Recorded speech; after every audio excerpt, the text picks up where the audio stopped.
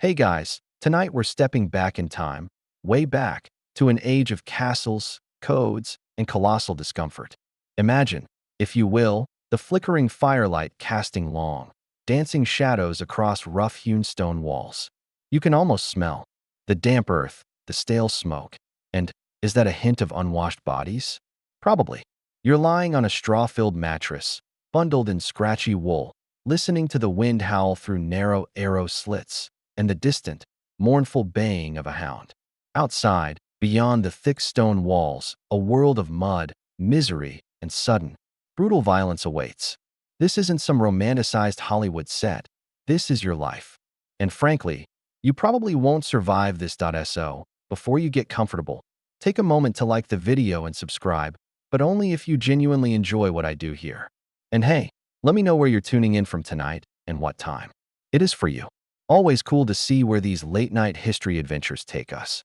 Now, dim the lights, maybe turn on a fan for that soft background hum, and let's ease into tonight's journey together. You're a knight. Or, more accurately, you're about to become one, whether you like it or not. Your birth dictates your destiny. No career aptitude tests, no gap year in Thailand, no agonizing over majors. Nope. If your father is a knight, then congratulations, or perhaps condolences, because you're next in line for a lifetime of hardship. From the moment you can walk, your path is set. Forget playing with wooden swords and pretending to be a hero. Your playtime is actually rigorous, unyielding training. You're not just learning to swing a sword. You're learning to survive. And survival, in this era, is a full-time, high-stakes job. Your earliest memories are probably of cold, damp stone and the booming voice of your father or, more likely, an older, grizzled knight who serves as your first mentor. At around the age of 7, you become a page. This isn't some cute, fluffy role. You're essentially an unpaid intern in a very dangerous industry. You're learning the ropes, observing, and performing a myriad of tasks that are far from glamorous. You serve meals, clean armor, which is a beast of a job in itself, run messages, and generally try to make yourself useful without getting in the way. It's less about grand adventures and more about knowing which end of the mace to hold and, crucially, how not to upset your elders. You learn courtly manners, which often boil down to knowing when to be quiet and how to hold your wine without spilling it on the Lord's favorite dog. You're also being drilled in religious instruction because God, or at least the church, has a rather large say in everything here. You're taught humility, obedience, and the virtues of being a good Christian, which, ironically, often involves a great deal of violence. Historians still argue whether this religious indoctrination genuinely shaped a knight's moral compass or if it was simply a convenient justification for their often brutal profession. Physical conditioning begins early. 2. You're running, jumping, wrestling. There's no gym with padded mats and protein shakes. Your gym is the castle courtyard, and your weights are often sacks of grain or each other. You learn to ride a horse, not on some gentle pony, but on war horses bred for power and speed. Falling off is a rite of passage, often accompanied by a swift kick to get you back on. You practice with blunt wooden swords, but even these can leave you bruised and battered. The goal isn't just strength, but endurance. You need to be able to fight in heavy armor for extended periods, and that requires an almost insane level of stamina. Imagine trying to run a marathon while wearing a weighted vest and carrying a briefcase. Now imagine doing it while someone is actively trying to hit you with a very heavy stick. That's your Tuesday morning workout. Around your early teens, you graduate from page to squire. This is where things get serious. You're no longer just observing. You're actively assisting a knight. You're his personal assistant, his valet, and his shadow. You help him dress in his armor, a task that could take an hour or more, involving multiple layers and dozens of buckles. You carry his weapons, clean his equipment, and attend to his horse. When he rides into battle, you're right there, often, holding a spare weapon or tending to his wounds if he gets unlucky. You're effectively his shield bearer, and while you might not be in the thick of the main fighting, you're certainly in the line of fire. It's a bit like being a caddy in a golf tournament, except the golf balls are arrows and the clubs are actual swords. As a squire, your training intensifies. You begin to train with real weapons, though still often blunted for practice. You learn how to wield a sword, a lance, a mace, and an axe. Each weapon has its own techniques, its own quirks. You're taught how to parry, how to strike, how to move effectively in combat. You practice mounted combat, learning to control your horse while simultaneously aiming a lance or swinging a sword. This isn't just about brute force, it's about precision, timing, and strategy. You're learning to fight as part of a unit, understanding formations and battlefield commands. It's like learning to play a very violent, medieval team sport, where the stakes are, well, your life. Point one mainstream historical fact about this period is that the process of becoming a knight was formalized into distinct stages: page, squire, knight, by the High Middle Ages, usually around the 11th and 12th centuries, evolving from more informal arrangements in earlier times. This standardization helped create a more professional and recognizable military class.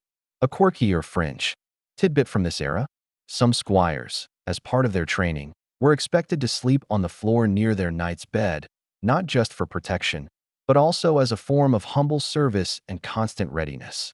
Imagine never really having your own space, even to sleep, because you're always on call for your boss. Talk about a lack of personal boundaries. Beyond the physical training, you're also learning the unwritten rules of warfare. You're taught how to read the terrain, how to scout, how to forage, and how to set up camp. You learn about siege warfare, which is a miserable, drawn-out affair, more about patience and starvation than heroic charges. You're taught about the rules of engagement, which, while sometimes seeming arbitrary, were meant to impose some order on the chaos of battle. For example, knowing when it was acceptable to kill a defeated enemy and when it was better to take them prisoner for ransom. It's a complex dance of violence and economics, and you're learning the steps from a young age. Your social skills are also being honed, believe it or not. You're expected to be courteous, to understand the intricacies of court politics, and to interact with nobles of higher standing. This is where the concept of chivalry starts to creep in, though its practical application is often flexible. You're taught to be honorable, to protect the weak, and to uphold justice. But then you also witness firsthand the casual brutality and pragmatic ruthlessness that often underpins medieval power. It's a constant tightrope walk between the ideal and the grim reality. You might learn to read and write, though literacy among knights wasn't as widespread as you might think. Many relied on scribes and clerks for official documents.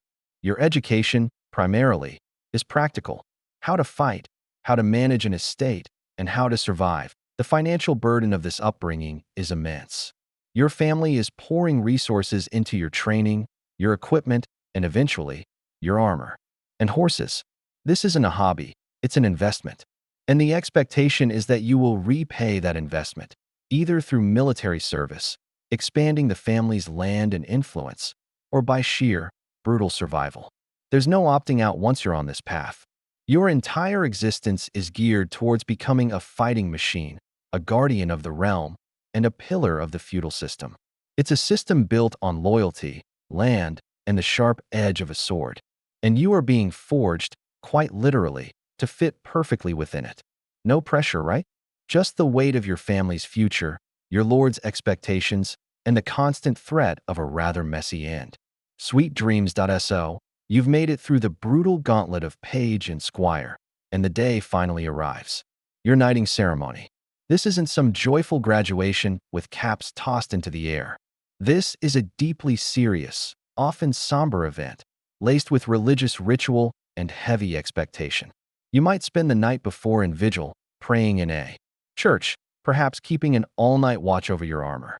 It's a moment for reflection, for swearing oaths, and for mentally preparing for the immense responsibilities and even more immense discomforts that are about to become your daily reality. The actual ceremony varies, but typically you're presented before your lord, or perhaps a king, who touches you on the shoulder with a sword, saying something to the effect of, "Be a knight," or "I dub thee knight." You then swear a solemn oath, often on a Bible or a holy relic, pledging loyalty to your lord, to the church, and to uphold the code of chivalry. This code, while beautifully idealistic on paper, is about to collide head-on with the grimy, painful truth of your existence. You are now, officially, a knight. Congratulations. Your prize? A lifetime supply of bruises, chronic pain, and the occasional arrow to the knee. Let's talk about the main uniform of your new profession, armor. When you picture a knight, you probably conjure an image of gleaming, polished steel, a majestic figure ready for battle. Now, strip away that romanticized veneer. The reality of medieval armor, especially chainmail and later plate armor, is far less glamorous and infinitely more agonizing. First, chainmail. This was the dominant form of armor for centuries, a flexible garment made of thousands upon thousands of interlinked metal rings. You might think, oh, flexible, that sounds comfortable. Think again. First, directly against your skin, you'd wear a padded undergarment, often called an arming doublet or a gambeson. This was essential, not just for cushioning, but also to prevent the chainmail from pinching your skin, pulling out your hair, and generally being an absolute nightmare of chafing. Imagine trying to run a marathon in a metal mesh shirt that constantly pinches you. It wasn't designed for comfort. It was designed to stop a sword from slicing you open. The chainmail itself, a hauberk, could weigh anywhere from 20 to 50 pounds, depending on its length and the density of the rings. That's like carrying a small child on your shoulders all day, every day. It distributed the weight fairly well, but it was still weight. Every step, every movement was an effort. It got incredibly hot in the summer and chillingly cold in the winter. And when it rained, well, now you're wearing a metal sponge that slowly rusts onto your body, leaving streaks of orange on your skin and clothes. Maintaining chainmail was a never-ending chore. Each ring had to be clean and rust-free, a process that involved tumbling it in a barrel of sand or, more likely, having your poor squire spend hours scrubbing away. Then came the evolution to plate armor, which, by the 14th and 15th centuries, became the pinnacle of defensive technology. When people think of the iconic knight, this is usually what they picture: full suits of articulated steel. And yes, it was incredibly effective at deflecting blows. But the comfort? Forget about it. A full suit of plate armor could weigh between 45 and 60 pounds, sometimes even more. Again, think of it as carrying a fully grown Labrador on your back while attempting complex martial arts. Getting into it was a production. You couldn't just slip it on. You needed help. Your squire would assist you piece by piece. First, the padded undergarments, then the mail coif, a hood of chainmail, then the various plates, greaves for your shins, cuisses for your thighs, pauldrons for your shoulders, vambraces for your forearms, gauntlets for your hands, a breastplate, and backplate for your torso, and finally, the helmet. Each piece was designed to move with you, with straps, buckles, and rivets allowing for a surprising degree of articulation. But surprising degree of articulation doesn't mean easy-to-do jumping jacks in. Your movement was still restricted. Imagine trying to run, jump, or even just climb a flight of stairs in 50 pounds of steel. Forget about doing anything quickly or gracefully. If you fell down in full plate, you often couldn't get back up without assistance, becoming a sort of human turtle flipped on its back. This vulnerability was exploited on battlefields. Knockdown knights were easy targets for a coup de grace from a foot soldier. And the heat. Inside that metal shell, especially on a sunny day, it became a veritable oven.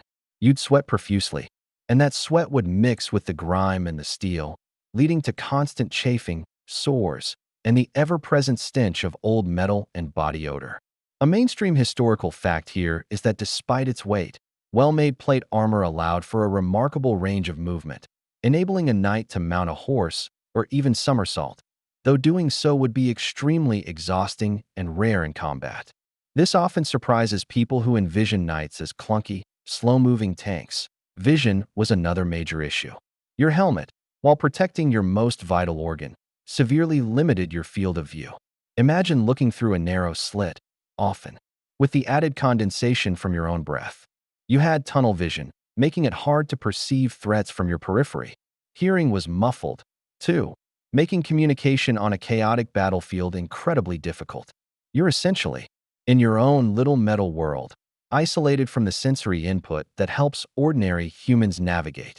It's a bit like trying to fight a war while wearing a VR headset that keeps glitching and has a broken fan. A quirky tidbit. Some knights, particularly in the later medieval period, had very elaborate and often ridiculous crests on top of their helmets for identification and intimidation. We're talking giant animal heads, fantastical beasts, or elaborate plumes that would make a peacock blush. While impressive, these added extra weight and made your head an even larger target in a melee. Imagine trying to fight with a 6-foot feather boa attached to your head. Practicality clearly took a back seat to swagger sometimes, beyond the physical burden. Armor was also a massive financial burden. A full suit of custom-made plate armor was incredibly expensive, often costing as much as a small farm or a significant amount of annual income. This is why only the wealthy elite could afford to be knights. This wasn't off the rack. It was tailor-made, hammered and shaped to fit your specific body by highly skilled armorers. If you lost it in battle, or if it was damaged beyond repair, replacing it was a serious setback. This economic reality means that the everyman knight is a myth. You were born into this privilege, and your armor was a huge part of your family's status symbol. Cleaning and maintaining your armor was a relentless chore. Steel rusts, leather straps rot, buckles seize. Every piece had to be meticulously cleaned, oiled, and polished. Imagine spending hours every week, not on training, but on scrubbing metal. If you neglected it, your armor would quickly become less effective, more prone to breaking, and a potential health hazard from rust and grime. Your squire would bear the brunt of this, but ultimately, it was your responsibility.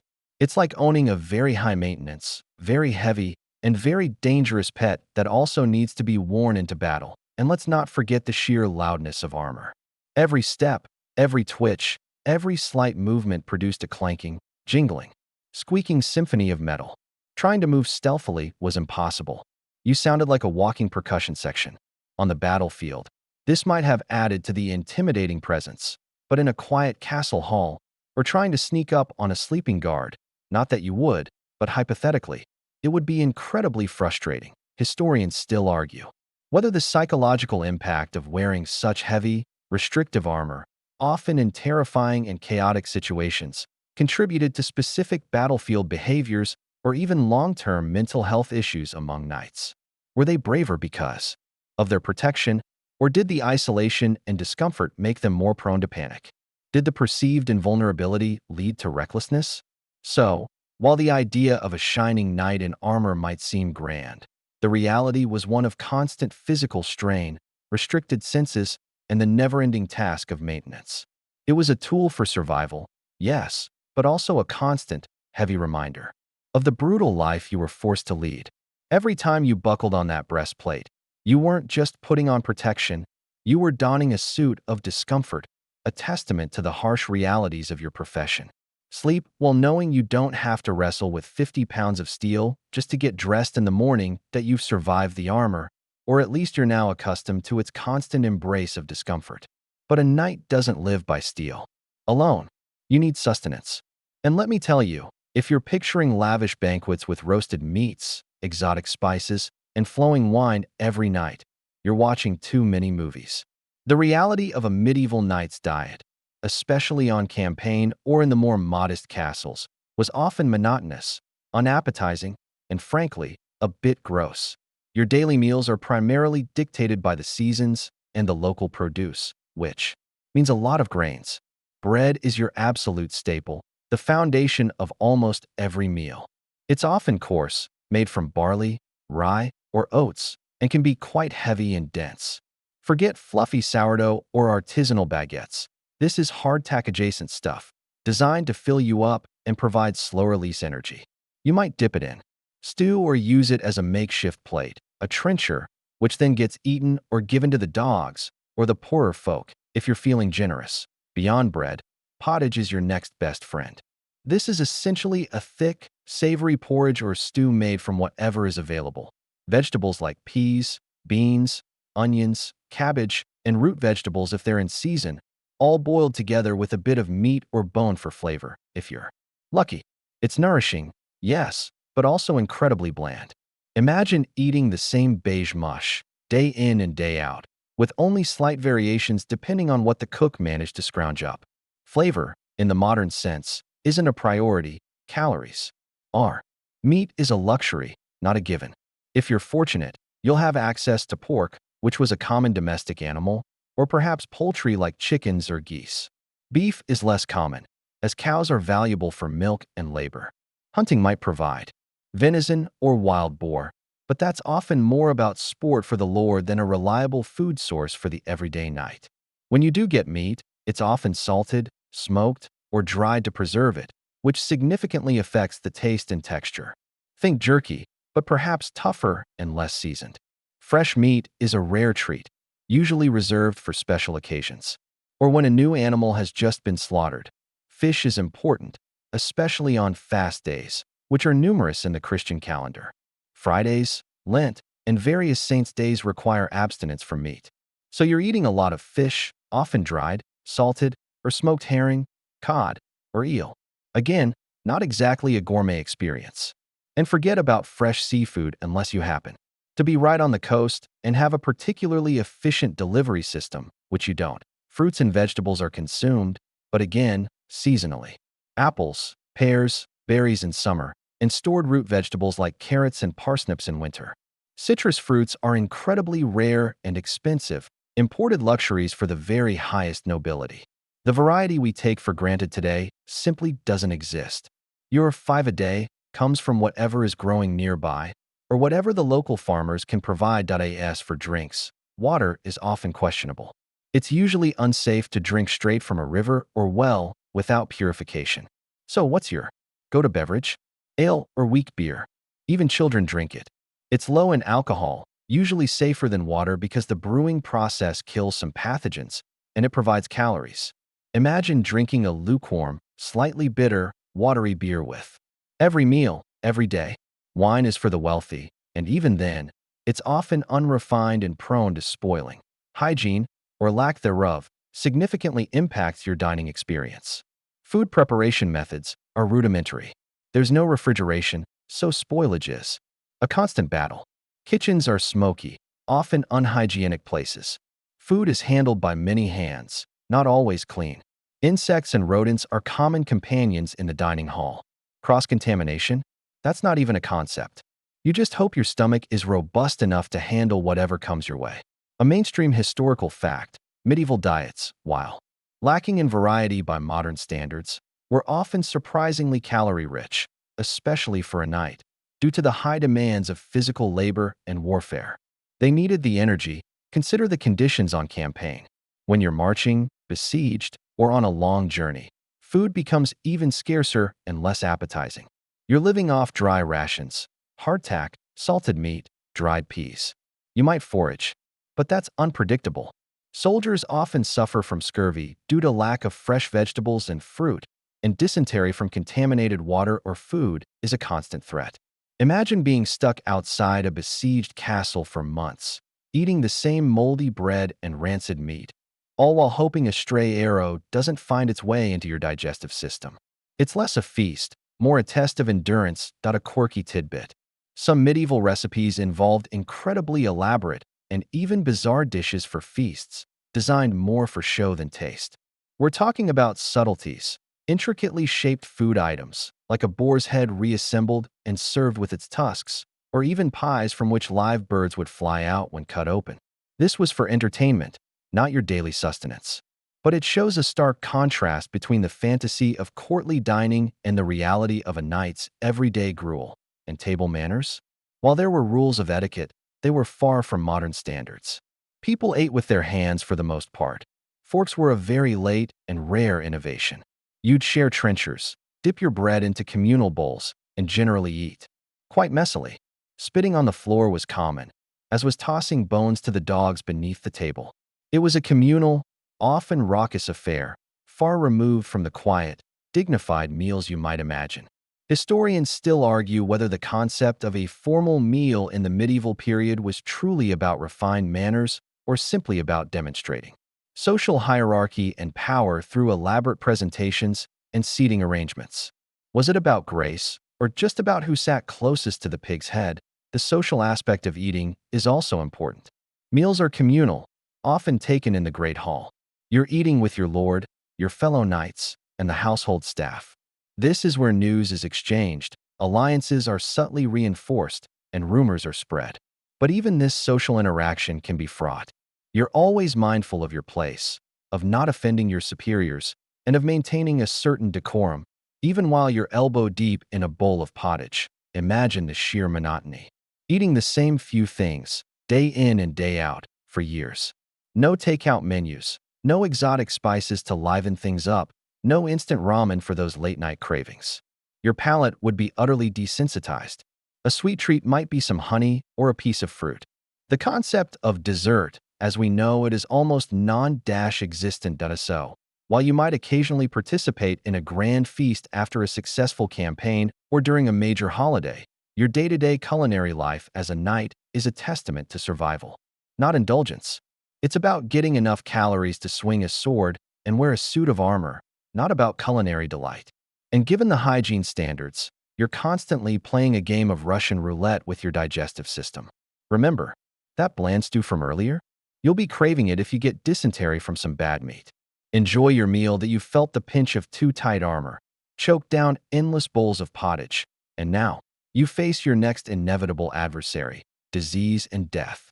Forget dramatic battlefield heroism for a moment. Your life as a medieval knight is a constant, grinding battle against invisible enemies. Sickness, infection, and the crudity of medieval medicine are far more likely to end your story than a glorious charge against an enemy host. Imagine a world without antibiotics, without even a basic understanding of germ theory.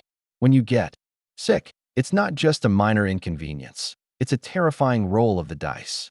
A simple cut from a rusty sword during practice, a common cold, or a stomachache from that questionable stew can quickly escalate into a life-threatening crisis. Infections are rampant. If you get a deep wound, it almost inevitably festers. The medieval approach to infection? Often, a mixture of poultices made from herbs, sometimes laced with questionable ingredients, and a good dose of prayer. Amputation might be offered as a last resort for a severely infected limb, but without anesthesia beyond a stiff drink or a blow to the head, and with unsterilized tools, the procedure itself often leads to fatal shock or further infection. Common ailments are deadly. The Black Death, of course, is the most infamous plague, wiping out a significant portion of Europe's population in the mid-14th century. But even without that apocalyptic event, you're living in an era of constant, localized epidemics. Dysentery, often called the bloody flux, is a frequent camp follower on campaigns, spread by contaminated water and poor sanitation. It dehydrates you rapidly and can be agonizingly painful. Smallpox, measles, and influenza sweep through populations, hitting everyone from peasant to king. There's no vaccine, no effective treatment, just the grim hope that your body is strong enough to fight it off. And even if you survive one, your body is weakened, making you susceptible to the next. Consider your living conditions. Castles, while formidable defensively, are far from hygienic. They're often cold, damp, and poorly ventilated. Drafts are constant, leading to respiratory illnesses.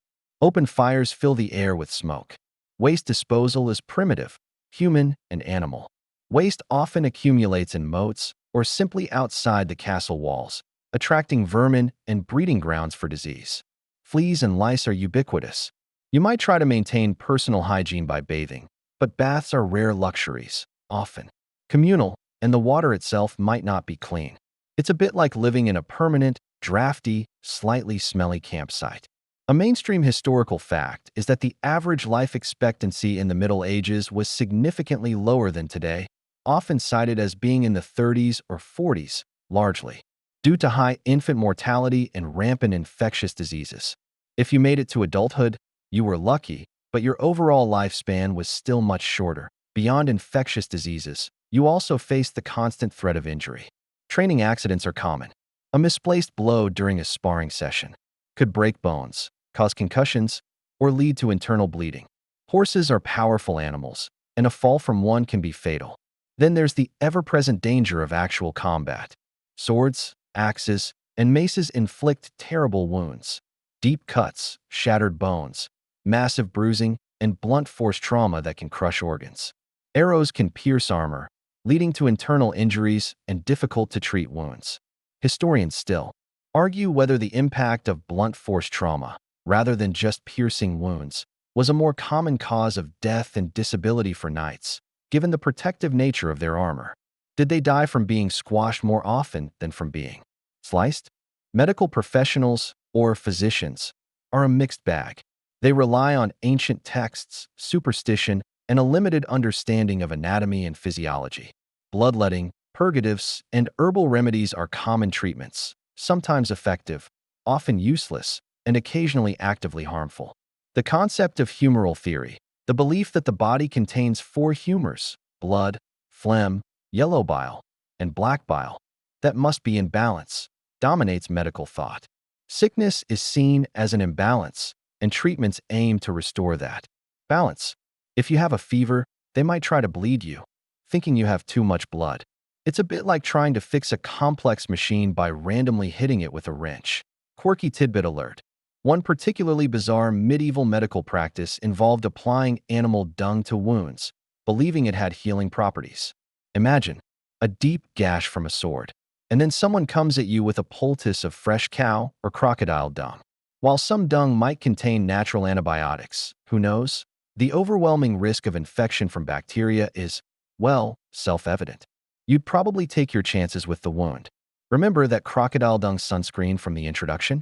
Oh, wait, that was from a different scenario, but the idea of animal waste as a panacea holds a certain charm, doesn't it?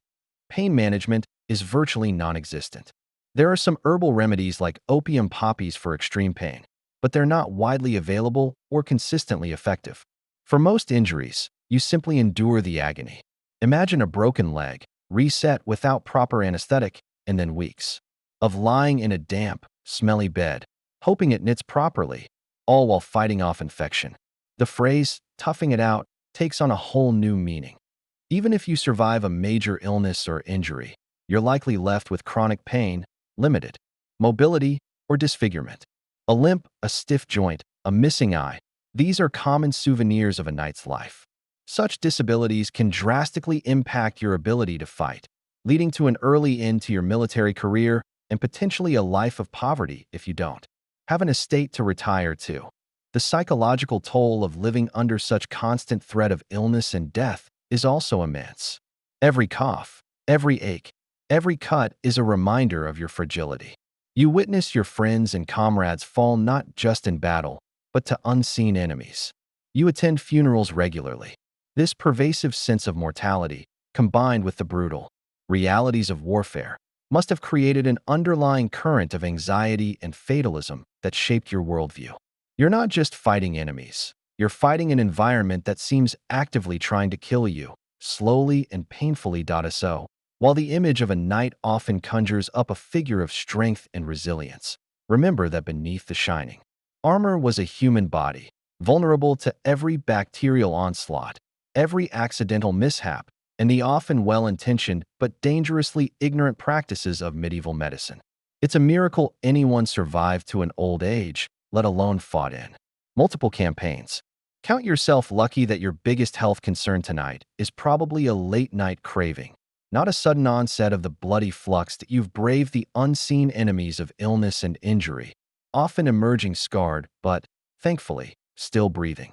Now, let's turn our gaze to your home, the medieval castle. Forget fairy tale turrets and bustling courtyards filled with merriment. The reality of living in a medieval castle for a night is often a story of isolation and boredom, punctuated by periods of intense, brutal activity. Imagine your typical day when not on campaign or in battle. You're largely confined within thick stone walls, a fortress designed for defense, not comfort. The castle is usually cold and damp, especially in winter. Heating comes from fireplaces, which offer limited warmth to a vast stone hall, and fill the air with smoke. Drafts are constant, whistling through arrow slits and poorly fitted doors. Your private quarters, if you even have them, are likely a small, sparsely furnished room, perhaps shared with a squire or another knight. Forget privacy, it's a luxury unheard of. You might sleep on a straw mattress, which, while better than the ground, is still a far cry from a memory foam mattress. And the straw itself attracts fleas and other delightful critters. Life inside the castle can be incredibly monotonous. There's no Netflix, no internet, no endless stream of entertainment. Your days are largely structured around military training, religious observance, and household duties. You spend hours practicing with your weapons, drilling with your fellow knights, and maintaining your equipment. This is essential, but it's repetitive, day in and day out. You attend chapel services, listen to sermons, and generally try to adhere to the church's strictures. For entertainment, you might have storytelling, often epic poems or ballads recited by a professional storyteller, a bard, or even one of your fellow knights. Chess and backgammon are popular board games, requiring strategic thinking and offering a respite from physical exertion. There might be occasional music, though likely simple tunes played on rudimentary instruments. Feasts are rare, special occasions, not a daily occurrence, and even then, they can be as much about political maneuvering as about enjoyment. Imagine sitting through a long meal, trying to decipher subtle glances and whispered conversations, all while a minstrel plays the same 3 notes on a lute. Hunting is a favored pastime, especially for the Lord, and you, as a knight, would likely participate. It's not just sport. It's also a way to supplement the diet and train your horsemanship and weapon skills. But it's also physically demanding and can be dangerous, involving chases through dense forests and confrontations with wild animals. When you're not riding hard, the days can stretch long and empty. The castle environment breeds a unique kind of isolation. You're surrounded by people, your lord, his family, other knights, household staff, servants, and squires. But true intimacy or meaningful personal connection can be hard to come by. Your relationships are often defined by hierarchy and duty. Everyone has a role, and emotions are often kept in check. Even within your own family, marriages are typically arranged for political or economic reasons, not love. You might see your wife as an ally in managing the estate, but passionate romance isn't necessarily part of the deal. That a mainstream historical fact is that castles were not just military strongholds. They were also administrative centers, housing the lord's court, his treasury, and his records. This meant a steady stream of petitioners, merchants, and minor nobles, adding to the castle's population but also its administrative burden. It wasn't always just knights milling about. A quirky tidbit about castle life. Many castles had rudimentary latrines, often just holes in the wall or a chute leading directly into the moat or a cesspit below. While practical for waste disposal, they offered no privacy, and the smell, especially in warmer months, must have been distinctive. Imagine trying to have a moment of solitude only to be interrupted by the sounds and smells emanating from the communal garderobe. Communication with the outside world is slow and unreliable. News travels at the speed of a horse, and letters can take weeks or months to reach their destination, if they even arrive at all. You are largely cut off from events in other regions, relying on rumor and the occasional messenger for updates. This contributes to a sense of insularity and makes you feel very much a part of your immediate feudal microcosm. Boredom can be a real adversary, leading to idleness, petty squabbles, and perhaps excessive drinking.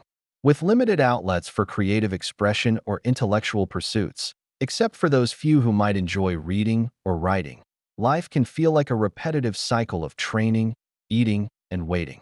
Remember, reading wasn't a universal skill, even for knights. The vast majority of books were religious texts, and they were expensive and handwritten. If you were literate, you might have access to chronicles or chivalric romances, but these would be rare treasures. Historians still argue whether the apparent lack of diverse entertainment options led to a greater appreciation for simple pleasures, or if it contributed to higher levels of discontent and aggression among the knightly class when not engaged in warfare. Did they truly find joy in the mundane, or were they just constantly on edge from the sheer monotony?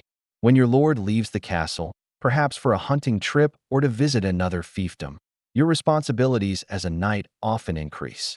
You become part of the retinue, protecting him, carrying his messages, or managing his affairs in his absence. But even this often means more travel, more discomfort, and less stable living conditions.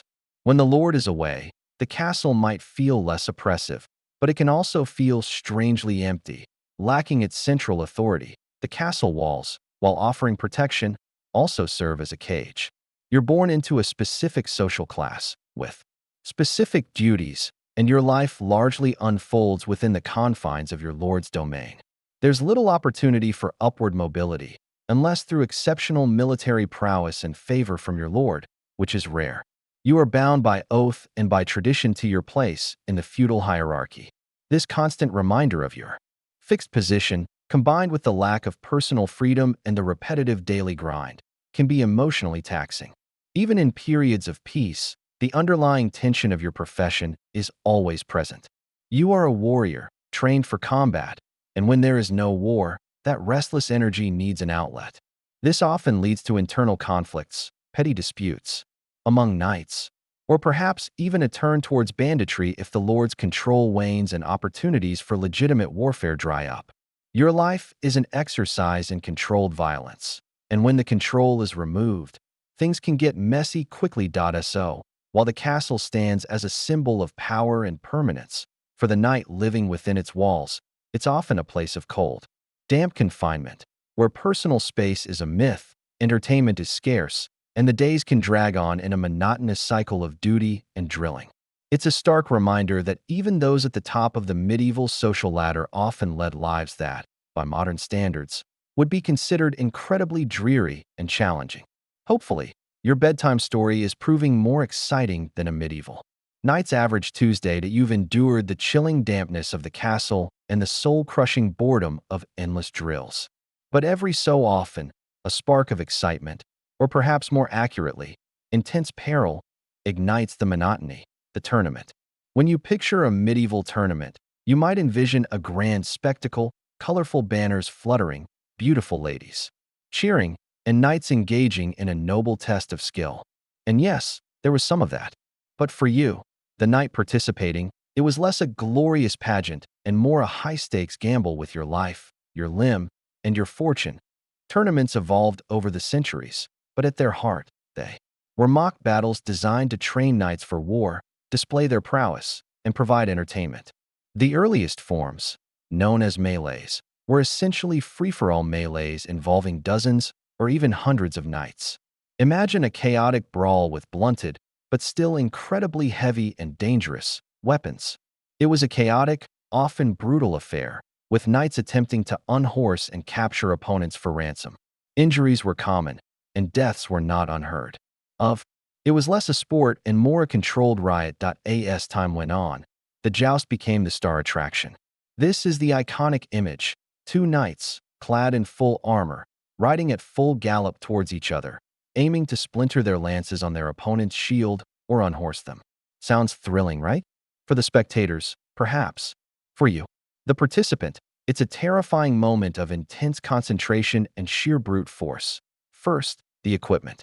Your lance isn't some lightweight prop. It's a long, heavy pole of solid wood, sometimes tipped with a small metal coronal designed to blunt the impact, but still capable of delivering a bone-shattering blow.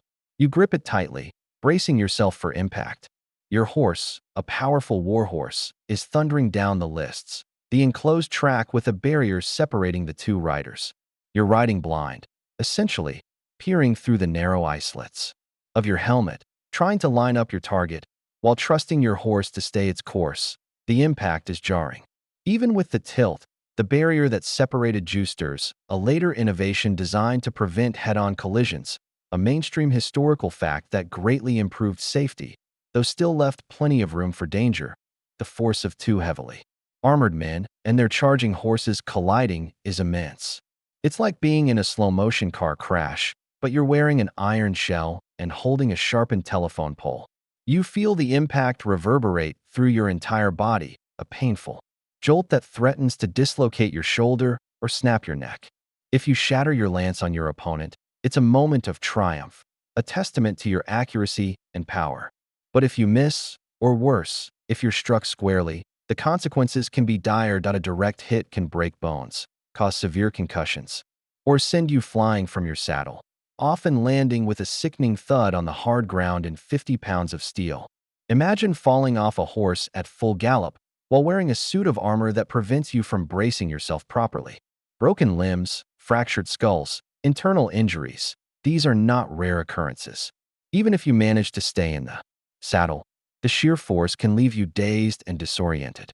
Remember that chronic pain we talked about from earlier injuries? Tournaments are excellent at exacerbating those. A quirky tidbit about jousting.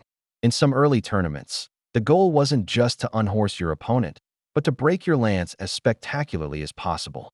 There were even specific types of lances designed to splinter easily upon impact, creating a dramatic visual effect for the crowd.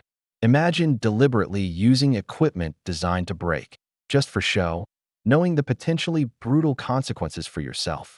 Talk about commitment to entertainment. Beyond the physical danger, there's the significant financial risk. If you win, there's glory, prestige, and often a prize, maybe money, a valuable horse, or even your opponent's armor. But if you lose, especially if you're unhorsed or surrender, you might be expected to pay a ransom to your victor. This isn't a small sum. It could be a significant amount, potentially bankrupting you or your family if you're unlucky and lose multiple bouts. So you're not just fighting for glory, you're fighting to avoid financial ruin. It's like competing in a very violent poker game where the stakes are your house and your physical well-being. The social pressure is immense. Your lord might be watching, as might potential patrons or even your future spouse. A poor performance brings shame and potentially affects your standing. A great performance, however, can elevate your status, bring you to the attention of powerful nobles, and perhaps even secure you better lands or more lucrative positions. So you push through the fear, the pain, and the exhaustion, knowing that your entire future might hinge on a single, thunderous impact. Historians still argue whether tournaments were primarily a form of military training or simply a dangerous sport for an aristocratic warrior class with too much time and aggression on their hands during peacetime. Was it truly about honing skills for battle, or was it just a display of wealth and machismo, a way for knights to blow off steam and show off their fancy armor? The atmosphere at a tournament is a strange mix of festive celebration and grim anticipation. There are pavilions, heralds, musicians, and vendors, creating a bustling, carnival-like environment. But beneath the surface, everyone knows the risks. You see your fellow knights being carried off the field, sometimes alive, sometimes not. You hear the crack of splintering wood and the groans of men in pain. Yet, the adrenaline, the roar of the crowd, and the possibility of victory compel you to ride out again and again. Injuries sustained in tournaments often have long-lasting effects. Chronic pain, broken bones that never quite heal properly, concussions that lead to lasting cognitive issues. These are the souvenirs of a knight's career in the lists. You might walk with a limp for the rest of your life, or suffer from debilitating headaches. And if your career is cut short by a severe injury, your prospects for the future can be bleak, unless your family is particularly wealthy and charitable. So, while the idea of the brave knight in shining armor, captivating the crowd with his daring feats, is a powerful one, remember the underlying reality. Tournaments were brutal, dangerous affairs where the line between sport and war was incredibly thin. You risked life, limb, and fortune, all for a fleeting moment of glory or the chance to escape a crippling ransom. It was a testament to the knightly class's inherent aggression and their desperate need for an outlet for their martial skills when not on campaign. And you, the knight, were right there in the thick of it, praying your lance found its mark before your opponents found yours. You've survived the physical trauma of the tournament, patching up your bruises and hoping no bones were permanently displaced. But the real, sustained misery of a knight's life often comes not from a single, dramatic clash, but from the slow, grinding hell of campaigns of cruelty, sieges, and scarcity.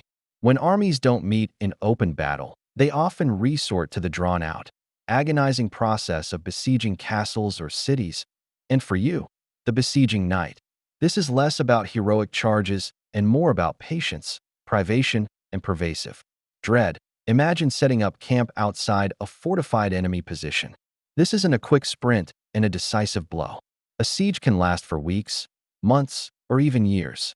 Your first task is usually to completely encircle the target, cutting off all supply lines and preventing anyone from entering or leaving. This means endless patrols, guard duty, and the constant vigilance against sallies, sudden attacks from the besieged, or attempts to break the blockade. You're living outdoors, often in rudimentary tents, exposed to the elements. Rain turns the ground into a muddy swamp. Sun bakes you in your armor, and the cold bites through your meager layers at night. Your diet, which was already uninspiring in the castle, becomes even worse on campaign. Supplies are stretched thin. You're eating hardtack, salted meat, often rancid, dried peas, and whatever meager provisions can be scavenged from the surrounding countryside, and often, the surrounding countryside has already been thoroughly stripped bare by previous armies or by your own foraging parties. Fresh water is a constant concern. You drink from rivers or wells that might be contaminated, leading to outbreaks of dysentery, a truly miserable and debilitating illness. Remember that bloody flux? It's your constant companion on campaign. Hunger pangs become a familiar ache, and the lack of proper nutrition weakens your body, making you more susceptible to disease and less effective in combat. The work itself is grueling. You might be involved in constructing siege engines, massive trebuchets, catapults, and siege towers. This involves back-breaking labor, felling trees, hauling heavy stones, and building wooden structures, all while under potential attack from the enemy's archers or crossbowmen. You're also digging trenches, building ramparts, and undermining walls. Dangerous, dirty work that requires constant effort and vigilance. It's less like being a knight and more like being a medieval construction worker, but with the added risk of being shot at. Then there's the psychological toll. The waiting is perhaps the hardest part. Days bleed into weeks, weeks into months, with little progress.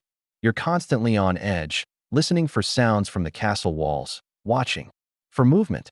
The monotony is broken only by brief, violent clashes, a sally, an attempt to storm a breach, or the relentless bombardment from your own siege engines. You witness the suffering of the besieged, often including civilians, slowly starving, succumbing to disease, or being crushed by falling masonry. This kind of sustained misery and the deliberate infliction of suffering on a trapped population can wear down even the most hardened warrior. The mainstream historical fact about sieges is that they were incredibly costly in terms of resources, manpower, and time. They could drain a lord's treasury, exhaust his army, and devastate the surrounding lands, regardless of whether the siege was successful. It was a strategic gamble, often requiring immense commitment. When a breach is finally made, or the castle defenders are starved into submission, the assault is brutal. You're part of the first wave, rushing into a confined, dangerous space, fighting hand-to-hand in the chaos. The fighting is desperate, merciless, and often short. If the castle falls, the aftermath can be just as grim. The victors often loot the castle, take prisoners, and commit atrocities against the remaining defenders and civilians. You might participate in this, or merely witness it, and either way, it's a stark reminder of the barbarity that underpins your profession. The veneer of chivalry often evaporates in the heat of a successful sack, that a quirky tidbit from siege warfare. Sometimes, besiegers would try to mine the castle walls, digging tunnels beneath them to undermine the foundations and cause them to collapse. Defenders, in turn, would dig countermines, leading to terrifying underground battles in claustrophobic, dark tunnels, where men fought with pickaxes and daggers, often suffocating from lack of air or being buried alive. Imagine fighting in absolute darkness, miles beneath the earth, knowing the ceiling could collapse at any moment. Your typical Monday. Historians still argue whether the widespread use of sieges, rather than decisive pitched battles, was a reflection of the defensive strength of medieval fortifications or a strategic preference aimed at minimizing casualties on the attacking side by starving out the enemy. Was it about smart tactics, or just about avoiding the high risk of open combat? The lack of personal hygiene on campaign adds another layer of misery. Water for washing is scarce. You're often sleeping in your armor or close to it. The stench of unwashed bodies, stale sweat, and human waste permeates the camp. Disease spreads rapidly in such close, unsanitary quarters. Minor injuries become infected quickly. It's a miracle if you don't return from a long siege with some lingering illness or a permanent itch. The mental toll of prolonged sieges is also significant. The constant threat, the hunger, the exposure, the boredom, and the witnessing of human suffering can lead to a kind of psychological exhaustion. You might become desensitized to violence, or conversely, prone to fits of rage or despair. There's no therapist, no counseling. You just internalize it and push forward, if you can, And then, if the siege is broken by a relief force, or if your lord decides to abandon it, you face a retreat, often under harassment from the enemy. This can be as dangerous, if not more dangerous, than the siege itself, with dwindling supplies and morale, and the constant threat of ambush. You're vulnerable, exhausted, and often demoralized. So, while the idea of a knight as a dashing warrior on horseback is ingrained in our minds, remember that a significant portion of your military career is spent enduring the brutal realities of siege warfare. It's a slow, agonizing grind, a test of your physical and mental fortitude against the elements, starvation, and the relentless enemy of boredom. You learn patience, grim determination, and how to survive on very little.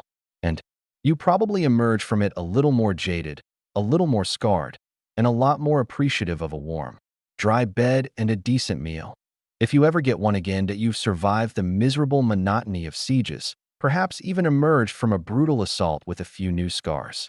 But there's another, equally terrifying and often more financially ruinous, danger lurking on the battlefield: capture and cost. For a medieval knight, being taken prisoner wasn't necessarily a death sentence. It was often a business proposition, and a very expensive one at that. Imagine the chaos of battle. You're fighting furiously, surrounded by the clang of steel, the shouts of men, and the screams of the dying. Suddenly, you're unhorsed, or perhaps overwhelmed by multiple opponents. Your armor, while protecting you, also makes escape incredibly difficult. You're disarmed, brought to your knees, and a blade is held to your throat. This is the moment when you truly understand the value of your status. If you're a common soldier, your fate is likely a quick, brutal death. But you, a knight, are a valuable commodity. You're worth more alive than dead. The goal of your captor isn't to kill you, but to take you alive. They'll identify you by your coat of arms on your shield or surcoat, or by your distinctive helmet. Once captured, you're expected to formally surrender, usually by laying down your weapon or raising your visor to show your face.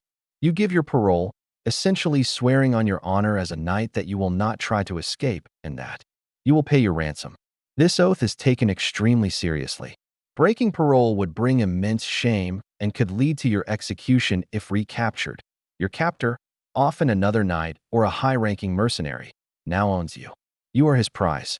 You'll be stripped of your expensive armor and weapons, which become part of his spoils. You'll then be led away from the battlefield, often with your hands bound, to a place of confinement. This could be a tent on the battlefield, a nearby castle, or even your captor's own distant stronghold. Life as a prisoner is far from comfortable. While you might be treated with a certain degree of respect due to your noble status, after all, your captor wants you alive and healthy enough to pay. You are still a captive. You'll be held in a cell, or perhaps a guarded room, often with little light, poor sanitation, and meager food. You might be chained or otherwise restrained to prevent escape. Imagine the psychological strain, the uncertainty of your fate, the isolation, and the constant worry about your family's ability or willingness to pay for your freedom. The negotiation for your ransom begins almost immediately. Your captor will send word to your family or lord, stating his demands. This is where the true financial agony begins. Ransoms for knights could be enormous sums, often calculated based on your perceived wealth and status. It could be hundreds, or even thousands of pounds of silver, or a specific number of horses, armor, or even entire tracts of land. Imagine your family having to sell off precious estates, mortgage their future, or tax their tenants heavily just to secure your release. It's a massive drain on your lineage's resources. A mainstream historical fact. The practice of ransoming knights was so prevalent that it significantly influenced battlefield tactics. Knights were often hesitant to kill fellow knights outright, preferring to take them prisoner for the financial gain. This helped create a peculiar sort of gentleman's agreement among the warrior elite, even amidst the most brutal fighting. The process of raising the ransom money could take months, or even years. During this time, you remain a prisoner. Your family might have to borrow heavily, appeal to their own lord for assistance, or even send out agents to collect funds. You, meanwhile, are stuck, waiting. If your family can't or won't pay, your situation becomes dire. Your captor might lose patience, your conditions could worsen, or you might even be executed as a warning to others, though this was rare as it wasted a valuable asset. Sometimes, a desperate captor might even try to force you to swear fealty to him in exchange for your freedom, effectively switching your allegiance, a deeply dishonorable act for a knight. A quirky tidbit. Some captive knights, particularly those who were highly skilled or charismatic, were sometimes able to negotiate more lenient terms or even impress their captors enough to be treated almost as honored guests, though still under strict guard. There are stories of knights playing chess with their captors or even falling in love with their captors' daughters, though those are certainly the exception, not the rule, and probably found more in chivalric romances than historical documents. Historians still argue whether the prevalence of ransom rather than outright slaughter among the knightly class contributed to a less lethal form of warfare among the elite, or if it simply meant that the economic exploitation of captured individuals replaced direct killing, merely shifting the nature of the brutality. Did it make war more civilized, or just more financially driven? The dishonor associated with being captured, especially if you were perceived to have surrendered too easily, could also be a heavy burden. While ransoming was accepted, there was a fine line between strategic surrender and perceived cowardice. You would have to live with the knowledge that your freedom came at an immense cost to your family, potentially impoverishing them for generations. It's a bit like having a massive, unavoidable student loan, but instead of an education, you got a prison cell and the lingering smell of unwashed bodies. Even after your release, the psychological scars of captivity can linger. The trauma of confinement, the fear, and the helplessness are not easily forgotten. You might return to your lands a free man, but forever altered by the experience.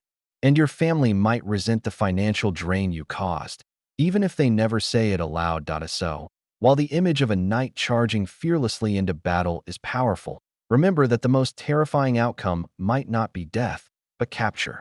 It's a chilling reminder that even in an age of valor and glory, economics and survival often dictate the brutal realities of life. Your freedom, your reputation, and your family's fortune could all hang in the balance, making every skirmish a potential trip to the medieval equivalent of debtor's prison. Hopefully, your dreams tonight are of unencumbered flight, not of heavy chains that you've survived the threat of capture, or perhaps you're still working off that crippling ransom. Now, let's peel back another layer of the medieval knight's existence, one that often stands in stark contrast to the brutal realities we've been exploring: chivalry's charade, ideal versus reality. You've been taught the code since you were a page, a set of high-minded ideals about honor, courage, justice, piety, and courtesy. But in practice, this noble creed often collides head-on with the harsh, pragmatic, and often downright ruthless realities of your life. The code of chivalry is beautiful in theory. It dictates that you, as a knight, should be courageous in battle, loyal to your lord, protective of the weak and defenseless, especially women and the church, honorable in your dealings, and devout in your faith. You are meant to be a beacon of virtue, a Christian warrior who fights for good. It's the medieval equivalent of a superhero's moral compass, guiding your actions and setting you apart from the common rabble. You probably envisioned yourself as a shining example, a paragon of knightly virtue, when you first heard these tales. But then, reality sets in. Let's take courage. Yes, you're expected to be brave, to charge into the thick of battle. But courage often gives way to pragmatism. When faced with overwhelming odds, a chivalrous charge might just be a suicidal one. Retreat, while not glorious, often makes more sense for survival. And remember that whole ransom business? Killing a valuable opponent isn't always courageous, it's bad business. So, while you might fight fiercely, the underlying motive isn't always pure bravery, but often self-preservation or financial gain. Loyalty to your lord is paramount. You swear solemn oaths, and breaking them is a grave sin. But lords are fickle, alliances shift like desert sands, and promises are often made to be broken. You might find yourself caught between two powerful figures, forced to choose sides, or witnessing your own lord commit acts that are far from honorable.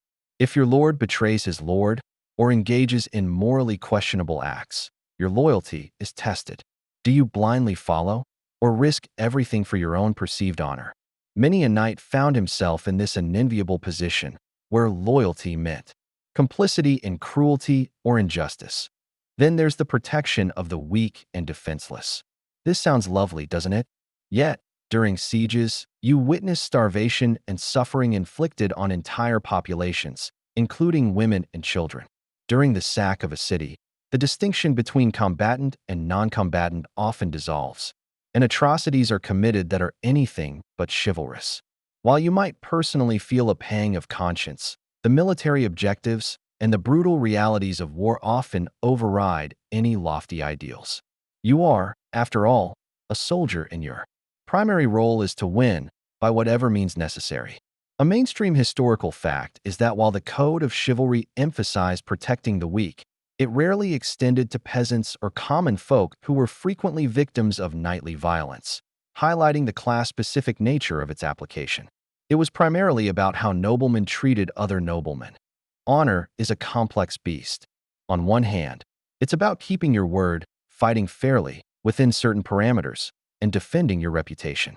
On the other hand, honor can also lead to petty feuds, duels over insults, and a rigid adherence to outdated customs that cause unnecessary bloodshed.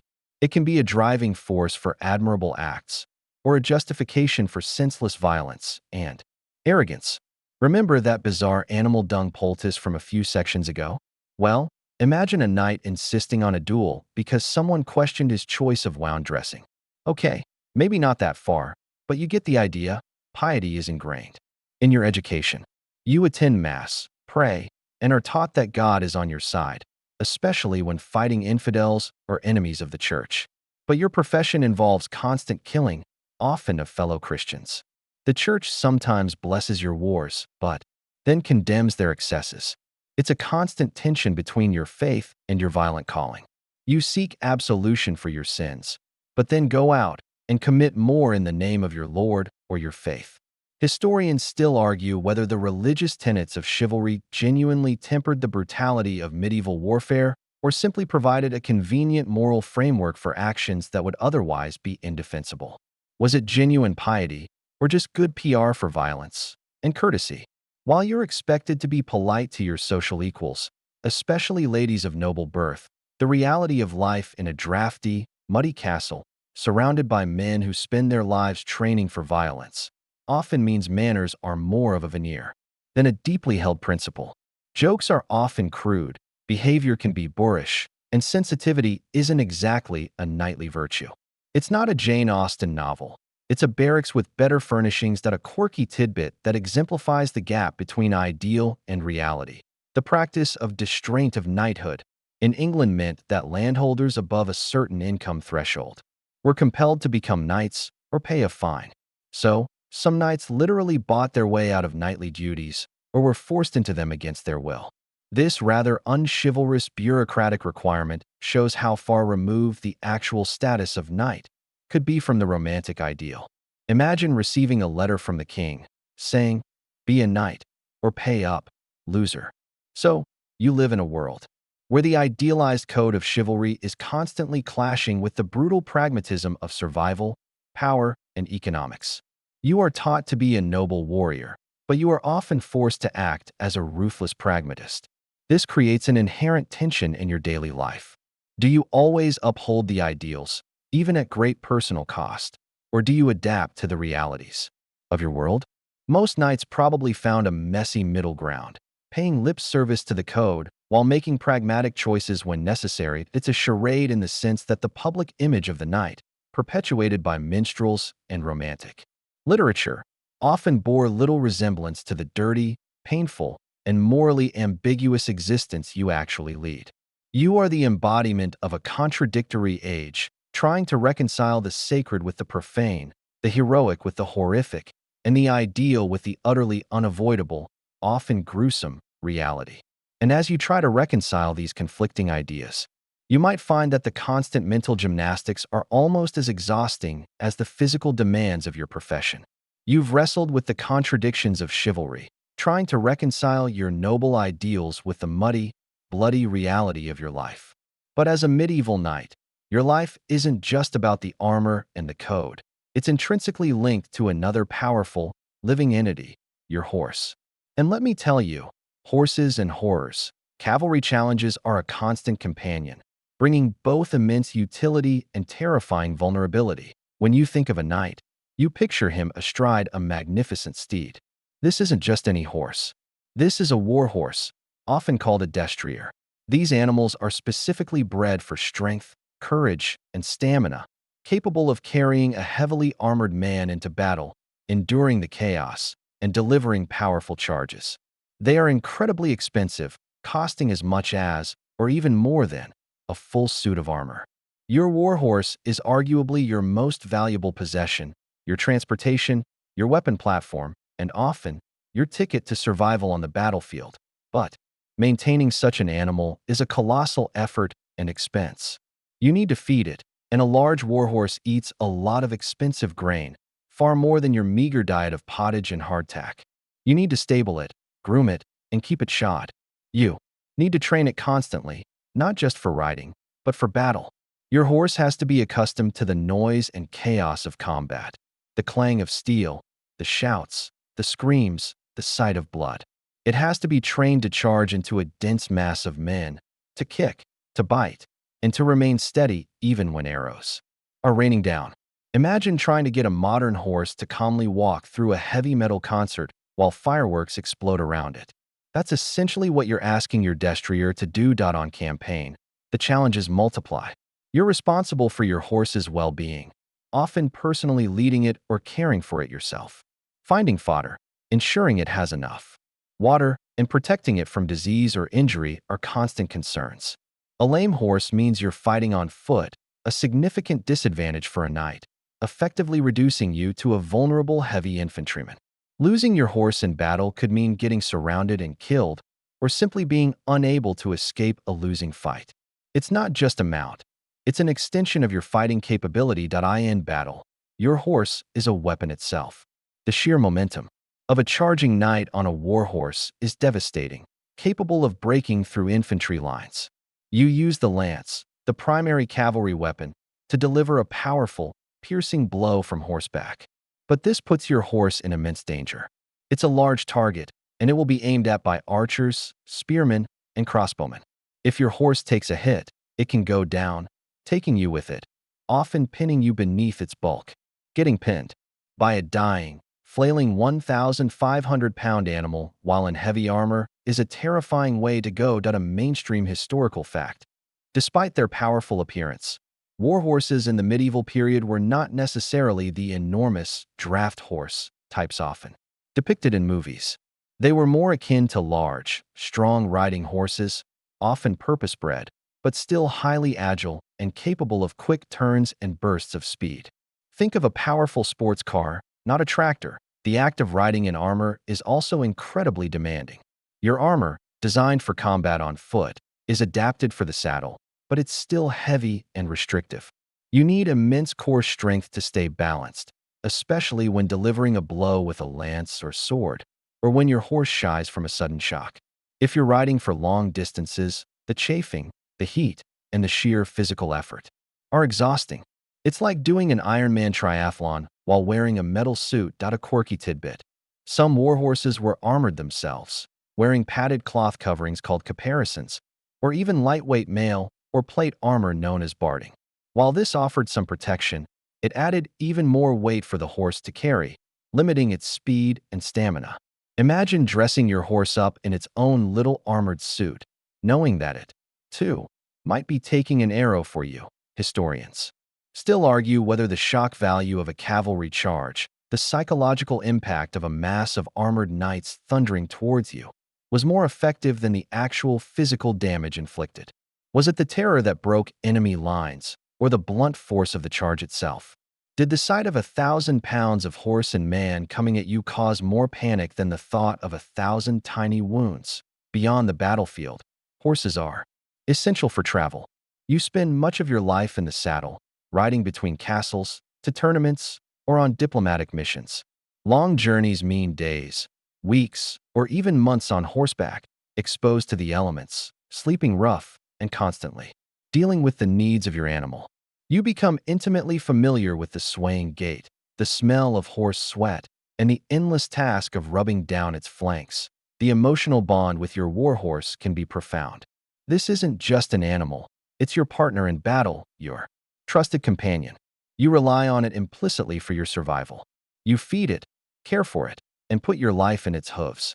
Losing a horse in battle isn't just a financial blow, it can be a deeply personal loss, akin to losing a loyal comrade. And if you are forced to kill your own injured horse to prevent its capture by the enemy, that would be a heartbreaking decision. The horror of cavalry combat often involves the gruesome injuries inflicted upon horses. A horse that is badly wounded will scream, thrash, and often fall in a catastrophic manner, potentially crushing its rider. The battlefield is littered not just with dead men, but with dead and dying horses, their bodies a testament to the brutal realities of mounted warfare. You see these majestic creatures, so vital to your survival, brought down in agony, and it's a constant reminder of the fragility of even the strongest and most expensive tools of war. So, while the image of the noble knight and his steed is enduring, remember that the relationship is one of immense dependence, constant care, and shared peril. Your horse is your status symbol, your engine of war, and your loyal companion, but it also represents a massive investment of time, money, and emotional energy. And in the chaotic, brutal world of medieval combat, its well-being is often inextricably linked to your own, making the challenges of managing your trusty steed as significant as wielding your sword. That you've just been reminded of the immense value and constant vulnerability of your warhorse, a beast of burden and battle. But what about the tools you wield with your own two hands? For a medieval knight, your life depends on your weapons and the reality of weapon woes. Maintaining the arsenal is a never-ending, often frustrating, and absolutely critical aspect of your existence. Imagine your primary offensive tool, the sword. It's often romanticized as a symbol of chivalry, honor, and martial prowess. In reality, your sword is a heavy, functional piece of sharpened steel designed for cutting, thrusting, and parrying. It's not some lightweight, effortlessly wielded blade from a fantasy movie. A typical medieval longsword or arming sword can weigh anywhere from 2 to 4 pounds, and while that might not sound like much, imagine swinging it repeatedly in heavy armor for extended periods. It requires immense strength, endurance, and precise technique. Maintaining your sword is a continuous chore. Steel rusts, especially in damp castle environments or on muddy campaigns. The blade needs to be kept sharp, a task that requires a grindstone and considerable effort. A dull sword is not just ineffective, it's dangerous, as it can glance off armor rather than biting into it, leaving you vulnerable. The hilt and pommel need to be kept secure, the leather grip maintained. If your sword breaks in battle, you're in serious trouble, suddenly disarmed, and facing a potentially fatal disadvantage. Beyond the sword, you have a range of other close-quarters weapons. The lance, as we discussed, is your primary weapon for a mounted charge, but it's a fragile weapon, usually splintering on impact. You'd carry multiple lances if possible, but each one is a heavy, cumbersome piece of wood that needs to be transported. The act of couching a lance, bracing it under your armpit, and directing it with precision while controlling a galloping horse is incredibly difficult and requires endless practice. Then there's the axe or mace. These are brutal, blunt force weapons, designed to crush armor and bone. They require less finesse than a sword but immense strength. Imagine the jarring impact on your arms and shoulders every time you connect with an enemy's helmet or shield.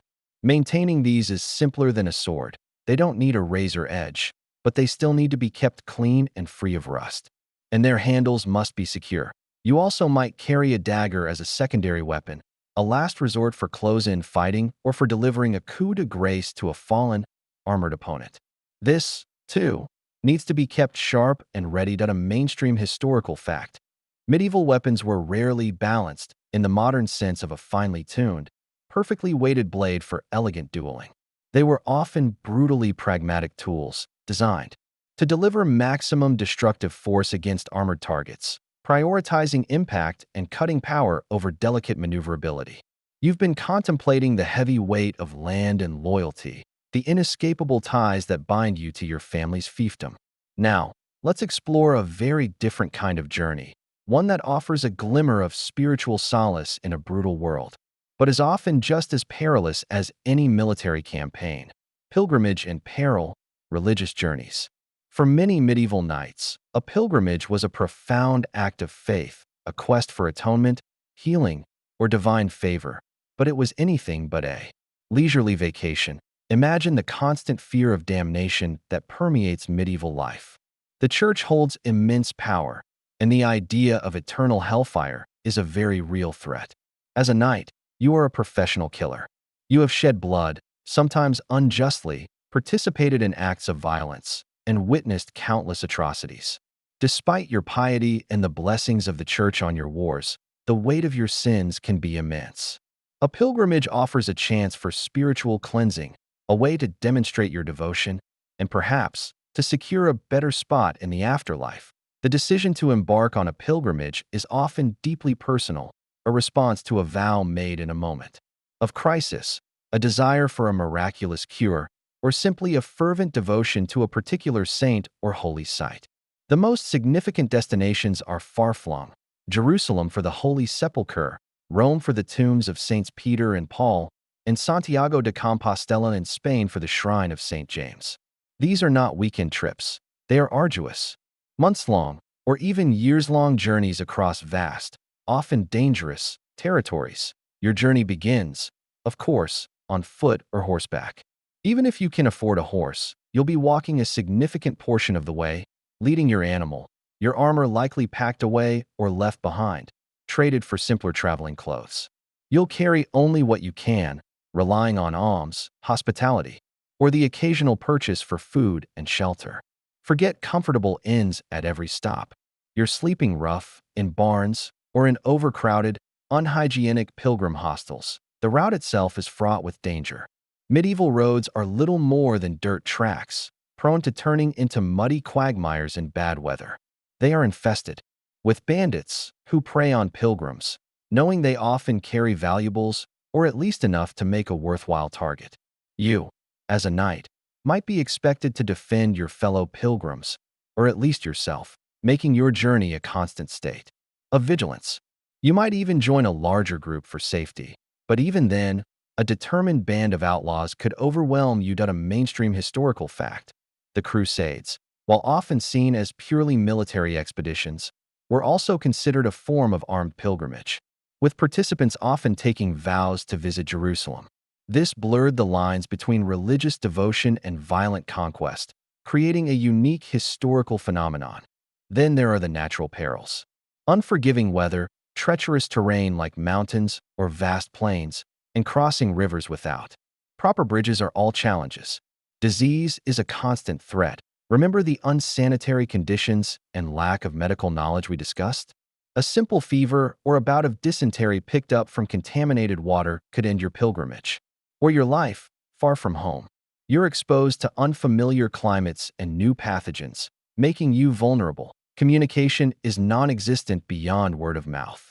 If you get separated from your companions or fall ill, you're largely on your own. News of your progress, or lack thereof, might take months to reach your family, if it ever does. Imagine the anxiety of your loved ones, not knowing if you're alive or dead, safe or captured. A quirky tidbit: some medieval pilgrims, as a sign of extreme devotion or penitence, would undertake their entire journey barefoot, even across rough terrain or through snow. Imagine the agony, the blisters, the cracked skin, all for the sake of spiritual purification. That's commitment, or perhaps a touch of masochism. Language barriers are another hurdle. As you travel through different regions, you encounter various dialects and languages, making it difficult to communicate, to ask for directions, or to negotiate for supplies. You rely on gestures, a few common phrases, and the universal language of faith, often finding solace and solidarity with fellow pilgrims from different lands. The spiritual rewards, however, are immense for those who complete their journey. Reaching a holy site, touching a sacred relic, or participating in a mass at a revered shrine can be a profoundly moving experience.